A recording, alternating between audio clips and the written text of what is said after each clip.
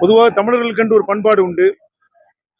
நம்முடைய முன்னோர்களை மதிப்பது, வணங்குவது, அவர்களை நினைவு கூறுவது என்பது தமிழர்களுடைய பண்பாடு.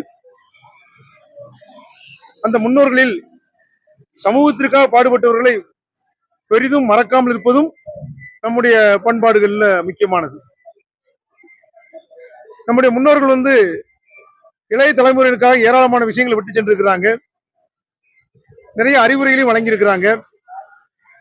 அப்படி அறிவுரைகள் வழங்கிய நமது மக்களுக்காக பாடுபட்ட அந்த முன்னோர்கள் நினைவு கூற வேண்டிய கடமை நமக்கு உண்டு.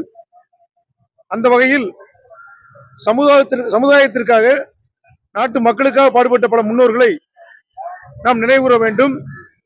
அவர்களுடைய வரலாறுகளை இளைய தலைமுறை கொண்டு செல்ல வேண்டும். அந்த அடிப்படையில் பசும்பொன் முத்துராமலிங்கத்தேவருடைய அவருடைய வாழ்க்கை வரலாறை இன்றைக்கு படமாக எடுத்து வெளியிட்டிருக்கிறார்கள். உண்மையிலே இந்த படத்தை பார்க்க வரும்போது நான் கொஞ்சம் யோசனையோட தான் வந்தேன். பூரா இளைஞர்கள் நிறைய வருவாங்களே, இந்த படத்தை இந்த வசனத்தை கேட்க விடுவாங்களோ விடமாட்டாங்களோ, ஒரே கூச்சலும் குழப்பமாக இருக்குமே, விசிலடிப்பார்களே, ஆட்டம் போடுவார்களே, இந்த முதல் காட்சியில தப்போ அப்படின்னு நினைச்சேன். ஆனா படம் தியேட்டருக்குள்ள போன பிறகு ஆரம்பத்தில் இந்த ஆர்ப்பாட்டம் இருந்தது.